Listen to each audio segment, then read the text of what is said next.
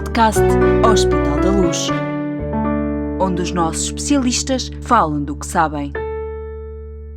Olá, bem-vindos a mais um episódio do podcast Hospital da Luz, desta vez com a rubrica O Pediatra Responde.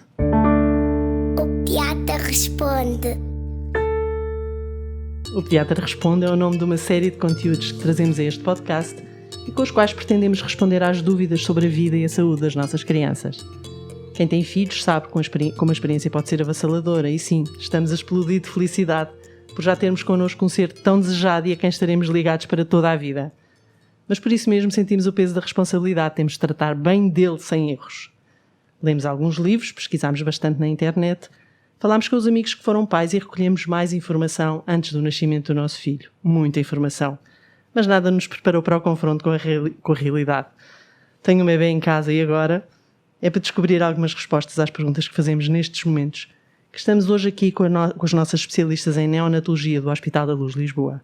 Doutora Graça Henriques. Olá, Graça. E a doutora Ana Verdeja. Olá, boa tarde e obrigado pelo convite. Obrigada a ambos por participarem neste podcast. Vamos começar no princípio, no momento em que a mãe dá à luz. Doutora Ana, o que é que acontece dentro do bloco de partos ao recém-nascido? Bem, o parto começa, para mim, o parto ou toda a gravidez é importantíssimo, o seguimento da gravidez e vai culminar no parto. É importantíssimo nascer no hospital, eu acho que faz toda a diferença, porque o hospital é constituído no hospital, portanto a sala de partos, temos uma equipa multidisciplinar, que é o anestesista, o obstetra, o pediatra e o enfermeiro. E é todos estes elementos que fornecem alguma informação uns aos outros e que nos vão preparar para receber o bebê nas melhores condições. Portanto, começa logo porque o pediatra tem que saber se é um bebê que está dentro da idade gestacional, ou seja, tem mais de 37 semanas, é um recém-nascido de termo. Se é um recém-nascido pré-termo, são aqueles com menos de 37 semanas. Se é um bebê que é um baixo peso ou se é um bebê com peso adequado. Tudo isso é importante para a nossa atuação no momento do parto, para que o bebê nasça com as melhores condições. Quando um bebê nasce, a primeira coisa que temos é que avaliar como é que o bebê está. 90% dos bebés nascem bem, ótimos, ainda bem. Claro. Mas aqueles 10% que não nascem perfeitamente bem, têm que ter alguma ajuda para não terem sequelas depois no futuro. Portanto, um bebê nasce, nós temos que avaliar. Ele nasce a chorar, está rosado, está com uma boa vitalidade. Então, um bebê é ótimo. Portanto, vamos fazer uma avaliação logo inicial. E aqui vem, e eu estou a passar um bocadinho à frente, vem o contacto pele a pele. Portanto, hoje em dia, nós incentivamos muito o contacto pele a pele. É muito importante para a mãe sentir o bebê, um bebê que esteve dentro da barriga e depois aquele primeiro contacto é até um bocadinho emocionante. No entanto, as mães muitas vezes vêm com uma série de expectativas que não se podem realizar. Ou seja, se o bebê nasce e não está a chorar, é um bebê que está hipotónico, nós não podemos pôr o bebê no contacto pele a pele. Tem que vir para o pediatra vê o bebê, vai dar aquela ajuda que é necessária para depois ele poder voltar para perto da mãe. Portanto, as mães têm que estar cientes que isso pode acontecer, porque é muito frustrante para elas se isso não acontece, elas vêm com muitas expectativas. Portanto, na preparação para o parto, elas já devem vir com esta noção. Portanto, as 3 coisas que nós temos que evitar quando o bebê nasce é a hipoxémia, portanto o bebê tem que respirar bem, e hipotermia. O bebê nasce dentro também com uma temperatura de 36, 37 graus e vem cá para fora com temperatura muito inferior e úmido, portanto perde muito calor. Portanto, quando vamos fazer o contacto pele a pele, temos que ter o cuidado que o bebê tem que estar aquecido. Portanto, ele fica perto da mãe, mas depois temos que o tapar e cobrir a cabeça. Claro. Portanto, são estes passos que o pediatra avalia para perceber se o bebê pode fazer ou não o contacto pele a pele. Sempre que possível, temos que portanto, favorecer esse contacto. Depois temos o apegar, portanto, quando o bebê é avaliado logo inicialmente, nós vamos ver como é que está a frequência cardíaca, como é que está a respiração, o exame neurológico e vamos dar uma pontuação. E temos aquele apegar ao primeiro minuto, que é só importante para o pediatra, para perceber se precisa de ajudar o bebê em alguma atuação para ele chegar ao 5º minuto e tem um apagar superior a 7. Portanto, o do 5º minuto é o mais importante, mas isto, para os pais, eles têm que saber que é uma avaliação que nós estamos a fazer e se o bebê tiver um apagar superior a 7 ao 5º minuto, quer dizer que esse bebê provavelmente não vai ter problema nenhum, pelo menos relacionado com o parto na vida dele. Tá? Portanto, isso realmente é a fase mais importante. Depois, desde tudo, o bebê nasce bem, está perto da mãe e a fase seguinte vai para o quarto com a mãe. E então temos, está tudo resolvido na sala de partos, não é? E temos a seguir, não sei se eu posso já passar para essa fase. Naturalmente, ia-lhe perguntar isso mesmo. quando já está no internamento. O que é que acontece no internamento? Portanto, vamos incentivar o aleitamento materno, vamos incentivar a mãe a cuidar o máximo possível do bebê, estar presente em todas as situações. Isto ao contrário do que acontecia há muitos anos atrás, que os bebés iam para os berçários, hoje em dia nem pensar numa coisa dessas. E, portanto, esse primeiro contacto vai ser importantíssimo. E depois, na observação, no dia seguinte ao nascimento, feita pelo pediatra, com a ajuda das enfermeiras do Serviço de Neonatologia, a mãe estará um bocadinho mais calma, ou não, às vezes tem muito mais dúvidas. Diga. Eu ia lhe perguntar dos rastreios obrigatórios ia mesmo falar nesta fase. No seguimento, portanto, temos os rastreios que são feitos nos primeiros dias de internamento. Portanto, temos o rastreio auditivo, que normalmente é feito no segundo dia de vida, nunca logo a seguir ao nascimento, porque às vezes pode dar falsos resultados. Temos o rastreio da cardiopatia congénita também, que também é feito, e o rastreio do olho vermelho. Portanto, esses são os rastreios feitos no momento do internamento. Depois desculpe, doutora Ana, e esses rastreios são feitos porque há algum sinal que indicia algum problema ou são rastreios normais e obrigatórios para um recém-nascido? São rastreios, podemos dizer, normais e obrigatórios. Não são, nada é obrigatório, mas obrigatórios. São recomendáveis. São recomendáveis porque esses rastreios vão nos permitir fazer o diagnóstico de alguma patologia que não seria possível fazer precocemente. E ao fazermos esse diagnóstico vai-nos permitir também ter uma atitude terapêutica que vai influenciar no bem-estar do bebê no futuro. Claro. Por exemplo, dou-vos a ideia, o rastreio da cardiopatia congénita. Portanto, se houver alterações nesse rastreio, é um rastreio muito simples, se houver alterações desse rastreio, nós vamos diagnosticar algumas cardiopatias que nós não conseguimos diagnosticar só pela clínica e que depois vão nos permitir uma atuação de acordo com esse diagnóstico. Temos, por exemplo, o rastreio auditivo. Esse rastreio auditivo vai-nos permitir fazer um diagnóstico de uma surdez congénita. Portanto, nós temos uma incidência de surdez congénita de 1 a 2 por 3 mil partos. Portanto, não é uma incidência grande. No entanto, se nós fazemos um diagnóstico precoce, vai permitir uma atuação de uma equipa multidisciplinar com otorrino e estes bebés, o nosso objetivo é que essa falta de audição não lhe vá trazer problemas no seu desenvolvimento. Naturalmente.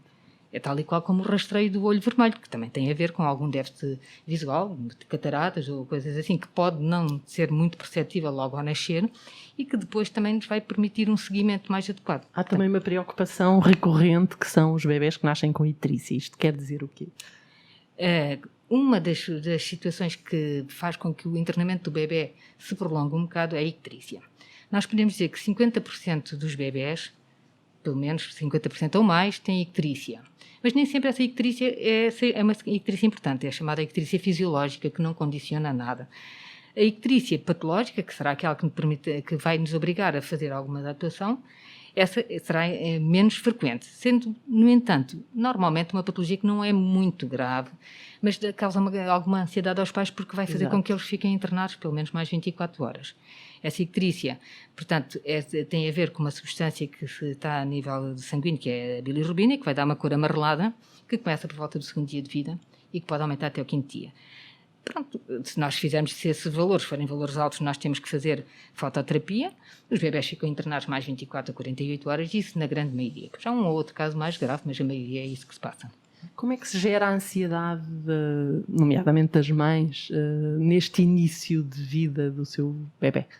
Eu acho que essa ansiedade tem que ser gerida por nós pediatras, pelas enfermeiras, com muita paciência. Temos que explicar muitas vezes as coisas, temos que estar disponíveis para todas as perguntas que elas fazem. Até porque as mães vêm como... Hoje em dia as mães são diferentes do que eram há uns anos atrás. Vêm muito informadas, vão muito à internet, falam muito com os amigos, vêm com muitas ideias pré-concebidas, que às vezes não é assim que vai correr. E, portanto, o instinto maternal às vezes fica um bocadinho perdido nesta informação toda que elas têm. E, portanto, nós temos que ter muita calma, explicar com calma e estar disponíveis para elas. Só gostava de voltar um bocadinho atrás à questão da amamentação. Eu sei que ao longo dos anos tem havido diferentes posições, mas hoje é ponto assente que o leite materno é uma fonte de riqueza alimentar para o recém-nascido e que o Hospital da Luz Lisboa, na sua maternidade, na sua neonatologia, estimula e incentiva o aleitamento materno. Pode falar-nos um bocadinho porque é que é importante essa alimentação? Sim. O leite materno, sem dúvida, é o melhor leite. Não há nenhum substituto possível. por muitos substitutos que haja, não há nada que seja igual ao leite materno. E o leite materno é sempre bom. Em quantidade ou não, é sempre bom. Portanto, é realmente a melhor forma de alimentação do bebê. Mas o leite materno traz às vezes alguma ansiedade às mães, porque há bebés que nascem e que parece que mamaram toda a vida e pegam no peito e estão ali como se não fosse nada com eles. E há outros bebés que, quando vão mamar, estão mais molengões, têm mais dificuldade, e isso traz uma grande ansiedade às mães, porque como elas não percebem o que é que eles estão a comer, ficam muito ansiosas. E na realidade, nos primeiros dias de vida, os bebés mamam muito pouco, porque o leite materno é o que nós chamamos o colostro, que é um leite muito concentrado e com pequena quantidade de líquido, e portanto às vezes os bebés mamam um bocadinho e até ficam bem, mas como as mães não conseguem perceber o que é que eles estão a mamar, às vezes isso causa uma grande ansiedade. Mais uma vez, muita paciência de todos nós, para ir explicando, para ir vendo, e depois temos a noção de que os bebés perdem peso ao nascer. Porquê? Porque realmente este leite materno inicial, o dito colostro, é muito concentrado, com pouco líquido. E a produção de mais leite, portanto, passando para a fase do leite de transição, faz-se por volta do 3º, 4º dia, que é quando as mães já vão para casa. E às vezes essa fase é uma fase muito complicada, portanto, as mães não percebem se os bebés estão a mamar. Eles perderam peso, mas perderam aquele peso que está adequado. E quando elas vão para casa, às vezes sentem-se muito perdidas, que vão já na fase em que há um aumento de produção de leite, mas que elas não conseguem perceber muitas vezes. Para isso, estamos nós, portanto, nós explicamos, quando nós pesamos os bebés antes de eles terem alta, para termos a ideia se o leite foi adequado ou não, damos estas informações todas e depois orientamos o que é que eles devem fazer no seguimento, não é? Mas realmente... Não, ainda só uma parte, eu acho que é importante dizer às mães que não podem vir com ideias muito rígidas, porque isto não existe um manual. E cada bebê e cada mamãe tem que se adaptar um ao outro. Uma pergunta que nos fazem muitas vezes, ele mama só 10 minutos ou mama 25 ou 30? Depende.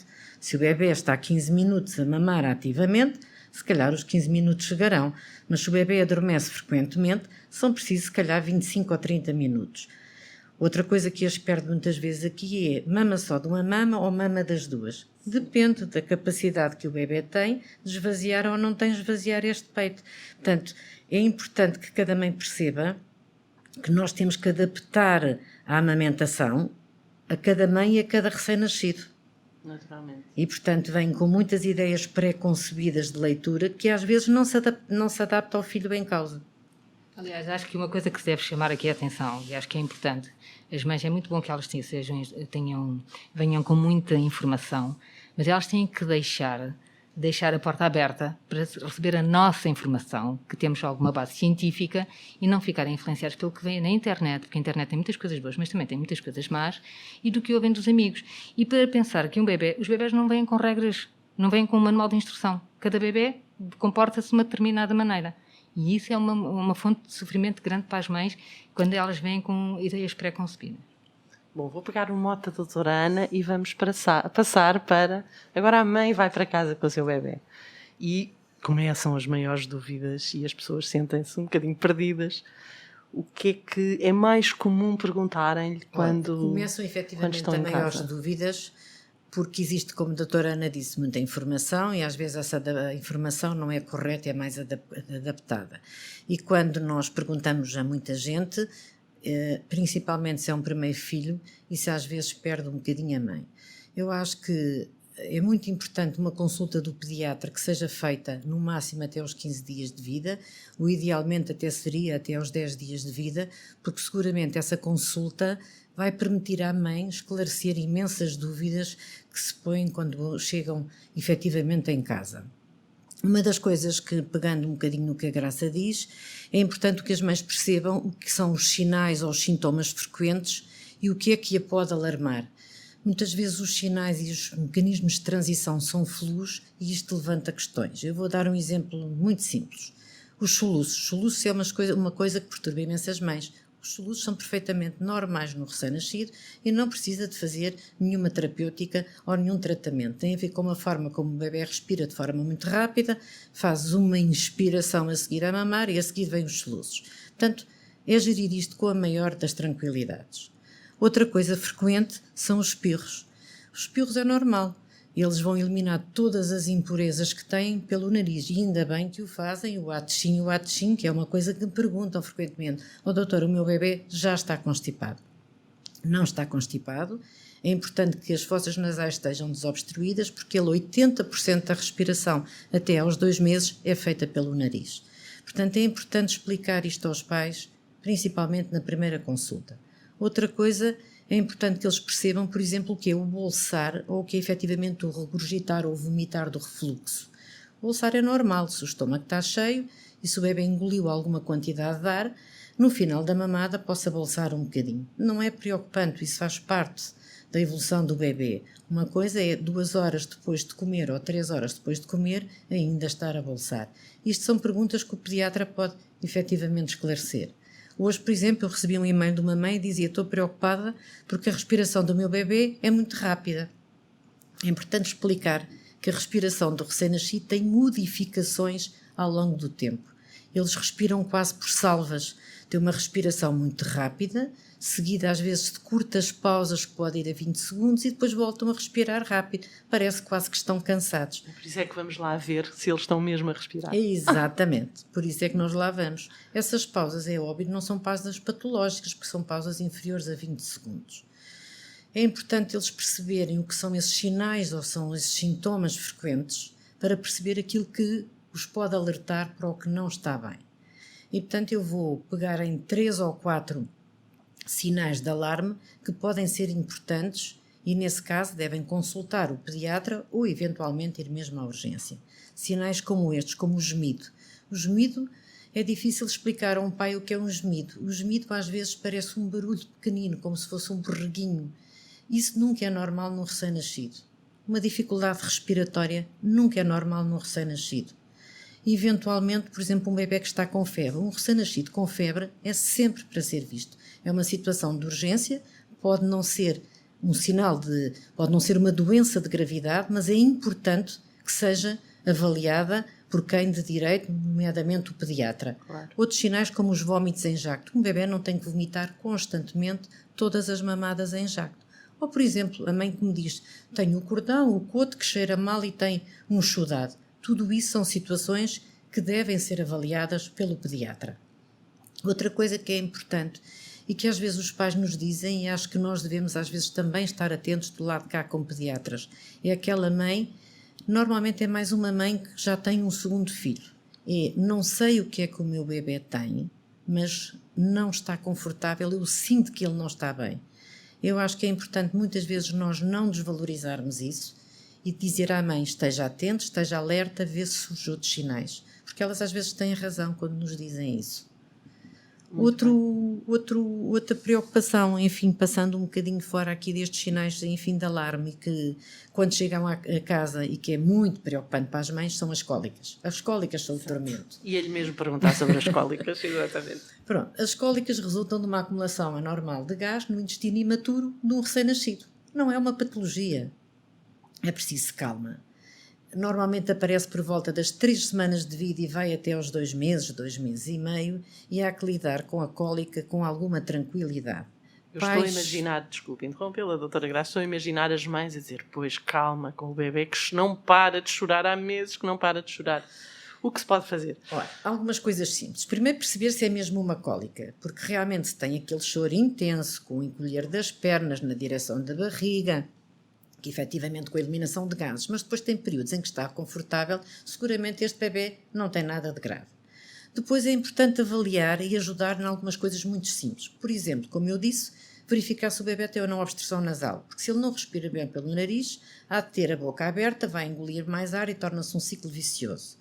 Outra coisa importantíssima é perceber se a mãe está a amamentar, se a pega é feita corretamente, se toda a auréola e todo o mamilo é adaptado bem à boca do bebê, porque senão ele, quando está a mamar, seguramente vai engolir ar. Outra coisa, se faz leite adaptado, é perceber se essa tetina está preenchida do leite. A mãe distrai-se, o bebê chora, a mãe olha para o lado e ao final de um bocadinho o biberão está inclinado e metade já entra ar. Há coisas simples que se pode fazer em casa. Por exemplo, uma massagem muito simples. Estas massagens não têm que ser violentas, podem ser suaves, com um creme que seja gordo, que massaje a mão, no sentido dos ponteiros do relógio, com o movimento de recolha das pernas. Muitas vezes estes movimentos só por si ajudam a aliviar a cólica. perceber se o bebê teve dejeções ou não teve dejeções, que são fatores que também podem agravar a cólica. Se depois de feito tudo isto o bebê não melhora, aí será a fase de falar com o pediatra, porque efetivamente há alguns medicamentos que podem ajudar, mas as mães devem utilizá-lo com prescrição médica. Outra coisa que é importante é dar tempo eventualmente que essa medicação possa fazer algum efeito, porque acontece frequentemente é que se utiliza, enfim, algum medicamento que possa ter uma eficácia nas cólicas e 2 dias depois a mãe diz que está exatamente igual. E ao final de uma semana já fez 5 medicamentos, a maioria deles até sem prescrição médica, só pela farmácia. E os chás? Portanto, Ainda há dias por exemplo, os chás. ouvi uma mãe falar de... Não, dei chá de tília à minha filha. Os chás tem que se ter algum cuidado, principalmente alguns chás que vêm de alguns homeopatas, porque alguns deles podem ter alguma toxicidade, até hepática e renal para o recém-nascido. Claro. Portanto, temos que ter alguma cautela com os chás que podemos dar aos recém-nascidos. Nada disso deve ser utilizado sem a consulta prévia do pediatra. Naturalmente. Eu aqui, em relação às cólicas, queria só dizer mais uma coisa. Nunca tivemos tantos medicamentos, entre aspas, porque não são medicamentos para as cólicas, e estamos na situação que estávamos há 20 anos, que eles têm cólicas até aos 2 meses e meio. E isto tem a ver com o bebê. Portanto, eu costumo dizer às mães, o tratamento para as cólicas é paciência, as massagens, paciência, sabendo que isto vai passar. E mais uma vez aqui temos a internet e os amigos, que usa isto e usa aquilo, que o meu bebê foi ótimo. E às vezes elas vão usar o mesmo tipo de medicamento com um nome comercial diferente. E este é que é bom porque foi o último que deu e, entretanto, as cólicas passaram porque tinham que passar. Isto é realmente aqui, neste caso, a internet e os conselhos dos amigos servem para criar uma grande ansiedade aos pais. Isso eu acho que as cólicas... Doutora Ana, doutora Graça, há também aqui uma questão que é o tema da higiene diária, dos banhos, uma mãe com um bebê, acabada de ser mãe, com um bebê pequenino, como faz para... Graça, assim, em relação a isso, para cuidar nós dele, temos que adaptar ponto cada de vista. bebê e cada mãe e cada dua, porque o banho tem que ser um momento de prazer, tem que ser um momento de partilha entre os dois.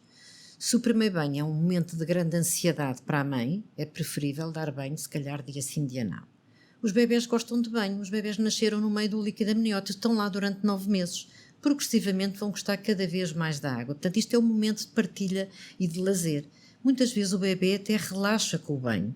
Muitas vezes eu digo que se o bebê relaxa com o banho, aproveita o banho para o final do dia, porque permite que aquele período de hiperexcitabilidade própria do bebê recém-nascido ao final do dia o permita acalmar. Pois há muitos mitos. Amamentei, será que posso dar banho antes ou depois da refeição? É indiferente. O que nós sabemos é que quando vamos mobilizar muito o bebê depois de ter amamentado, provavelmente ele vai bolsar mais, não é porque tenha qualquer contraindicação. Outra coisa é a mãe ser organizada, isto é, quando vai dar banho, tem que pensar o que é que o bebê vai vestir a seguir e o que é que tem que ser preparado para o banho.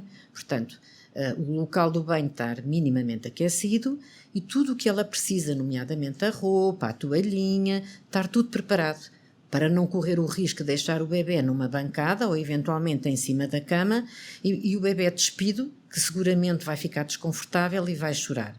Portanto, é preciso que haja uma rotina, mas também alguns cuidados prévios que elas próprias vão aprendendo. Perguntam, pode tomar banho todos os dias? Pode eventualmente tomar todos os dias, se isso for um prazer para o recém-nascido. De qualquer maneira, a partir de uma determinada altura, por exemplo, 15 dias ou 3 semanas, eu pessoalmente acho que o bebê deve tomar banho diário. É um momento de partilha entre eles. E nessa altura o bebê seguramente vai relaxar e vai gostar do banho. As visitas da família à casa são um tema sempre muito gerador de alguma ansiedade ou de muito prazer, enfim, dependendo das famílias. Antes da visita, Graça, eu vou-lhe fazer aqui uma troca. Eu gostaria de falar da primeira saída, que às vezes antes da visita temos a primeira saída, que é uma das coisas que me perguntam muito na consulta. Quando é que eu posso sair com o meu bebê? Às vezes antes da visita é a primeira pergunta que me fazem. Eu costumo dizer, a primeira saída tem que ser feita depois de ser observado pelo pediatra, de perceber clinicamente bem que esse recém-nascido está bem e que houve uma recuperação do peso ao nascer. A partir daí, isto em média 15 dias de vida, ele poderá sair. Agora, temos que pensar onde é que ele vai sair. Portanto, eu sempre dou esta recomendação. Pode sair um bocadinho a um jardim, ao ar livre, numa hora onde não haja muita gente. É bom, a trepidação do carrinho ajuda muitas vezes a adormecer o bebê, ajuda muitas vezes até na própria cólica e até na recuperação do pós-parto da mãe. Evitar sempre aglomerados e muito menos centros comerciais. Portanto, se a mãe para ela é bom o não estar todo o dia com o bebê e ter 5 ou 10 minutos ou meia hora onde possa sair num sítio calmo, isso fará bem seguramente aos dois. E, portanto, eu acho que não há mito em relação a isto. Um bebê que não está bem, que está ictérico, que não aumentou de peso, que gera alguma preocupação, esse bebê deve ter algum resguardo. Eu estou a falar nisto em relação ao recém-nascido que eu digo de termo, que é assim que nasce com mais de 37 semanas. Porque se for em relação ao recém-nascido pré-termo, nós temos que ter, é óbvio, alguns cuidados adicionais, até pela sua própria maturidade. Quanto às visitas, as visitas é uma enorme ansiedade, gerir as visitas. Em primeiro lugar, eu acho que a vinda de um filho num casal é uma mudança enorme na vida deles. E, portanto, tudo isto é novo e nós não vamos, do exterior, criar mais ansiedade a esses pais. Portanto, a primeira coisa que eu peço é que haja tranquilidade para esses pais e que eles não estejam preocupados pelo mau parecer dizer eu não vou receber visitas. Portanto, isto tem que ser adaptado a cada bebê, a cada pai. E eles não devem ter vergonha de dizer eu não quero visitas na primeira semana ou na segunda semana, até ir para casa e para me restabelecer. Muitas vezes uma mãe tem uma cesariana e não está confortável. Eu costumo dizer que as visitas são restringidas à família próxima, e a família próxima ou mais próxima são os avós. Os avós que devem ter neste momento, enfim, estamos num período muito especial do mundo, que é a infecção do Covid, e portanto, teoricamente, as visitas seriam restringidas só ao núcleo familiar próximo e com uma lavagem prévia das mãos, com a utilização de máscaras, não mexendo e não pegando ao colo no recém-nascido. E isso são as normas que nós pretendemos e nós recomendamos. Há que respeitar, independente da infecção, a hora do sono e a hora da alimentação desse recém-nascido. Eu penso que seria de bom tom todas as visitas telefonarem previamente para os pais antes de poderem aparecer e perguntar, eu gostaria de visitar o vosso bebê, sou vosso amigo, quanto é que vocês acham que é confortável para a família eu poder fazer uma visita? As visitas não se devem prolongar mais de 15 minutos, meia hora, porque isto torna-se extremamente cansativo para a rotina da mãe e deste recém-nascido. Eu vou-vos fazer uma pergunta, precisamente a propósito da pandemia da Covid, mas antes disso, está a explicar-nos isso porque é importante que os bebés tenham horários rígidos? É isso? Não. O bebê não tem que ter horário rígido, mas interferir muito no horário deste bebê por alguém que é exterior também não é recomendado para a alimentação deste bebê. Certo. Portanto, nós normalmente recomendamos que o bebê mais ou menos 2 horas e meia, de 3 em 3 horas, seja acordado, eventualmente para mamar, não passar nunca às 4 horas, eu estou a falar nesta primeira semana de vida. Claro.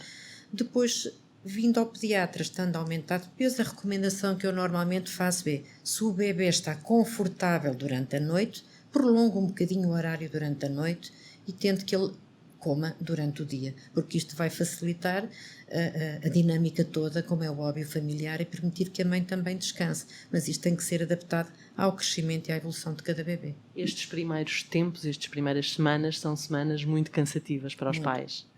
E há que respeitar isso. O que é que lhes pode dizer que, enfim, que os ajude a... A primeira coisa é que, se precisarem de ajudas, que o peçam. Nós no Hospital da Luz temos uma consulta que lhes pode dar algum apoio. Nem sempre é possível a consulta do pediatra nos primeiros 8 ou 10 dias de vida. Seguramente até os 15 dias essa consulta é feita, mas principalmente nos primeiros dias que vão a casa, nós temos uma consulta criada pelas enfermeiras do Serviço de Neonatologia, que se chama Consulta de Enfermagem de Apoio à Mãe ao Recém-Nascido. Esta consulta tem uma enorme utilidade. Permite ter dúvidas nos primeiros dias quando chegam a casa se o bebê tem icterícia ou não tem icterícia, ou se houve um agravamento. Permite-nos até nós estar descansadas, porque muitas vezes os bebés perdem ali à volta dos 10% do peso e por vezes é preciso uma vigilância 2, 3 dias depois e perceber se esse aleitamento materno só por si chega ou se é preciso encurtar os intervalos, reforçar com algum leite adaptado e isso permite dar tranquilidade aos pais e dar tranquilidade até eventualmente ao obstetra. Há outra coisa que nós temos e que muitas vezes não é utilizado pelos pais, mas que é importante nós também comunicarmos. Nós todos da neonatologia, todos os neonatologistas deste hospital, fazemos uma coisa que se chama consulta pré-natal.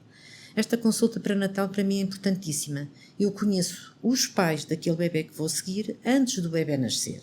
E isto permite dar alguma tranquilidade, porque eventualmente podem ter o meu e-mail, o meu contacto, eventualmente se tiverem alguma dúvida, quando vão para casa antes da consulta, eles podem recorrer se houver necessidade. Muitas destas dúvidas que eu estou aqui a esclarecer, eu na consulta pré-natal faço questão de dizer o que é ou não normal, quais são os sinais de alarme, o que é que podem encontrar e permite-lhes dar alguma tranquilidade e não de levar ideias tão pré-concebidas quando chegam à maternidade.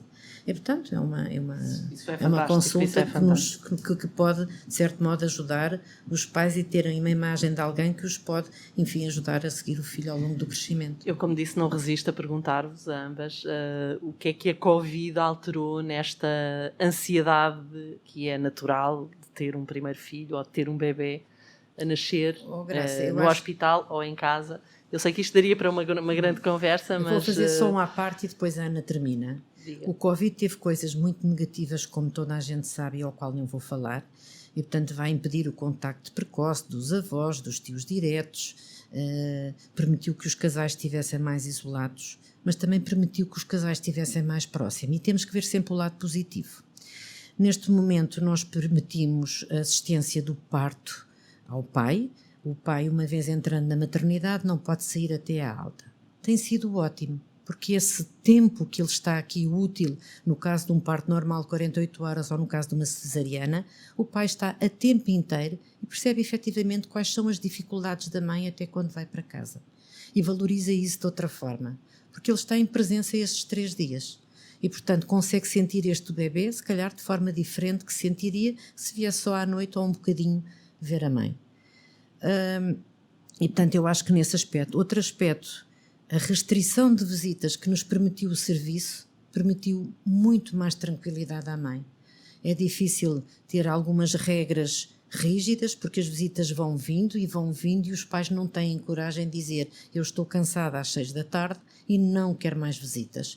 Enfim, por cortesia, e neste momento o facto de não haver visitas permite que a mãe consiga ouvir o pediatra de melhor forma, consiga ter esse ensinamento da enfermagem e consiga estar mais aberta e mais atenta para ouvir todos estes cuidados. Não sei se queres acrescentar. Eu acho que em relação aqui ao Covid temos mais uma situação. Portanto, quando vão para casa, a grande preocupação deles, como a Graça também já falou, já falamos aqui, é das visitas.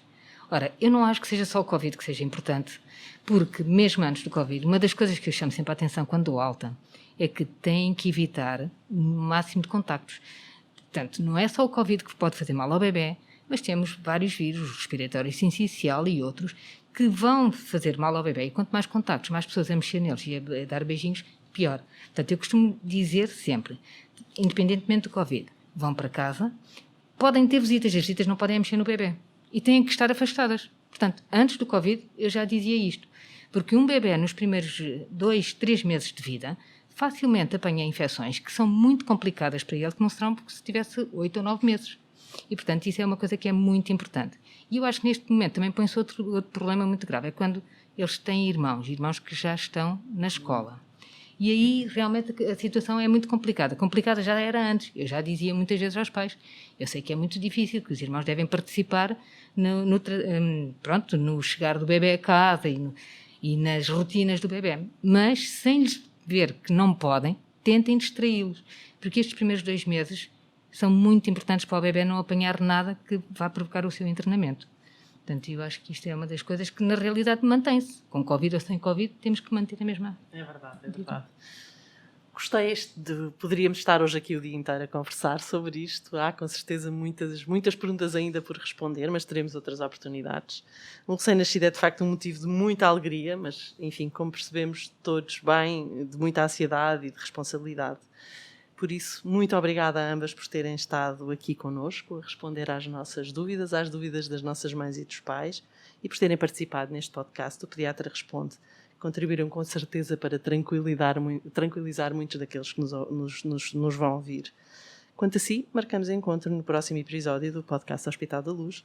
Siga-nos nas redes sociais e acompanhe o podcast no YouTube e nas plataformas de streaming e de áudio. Até breve.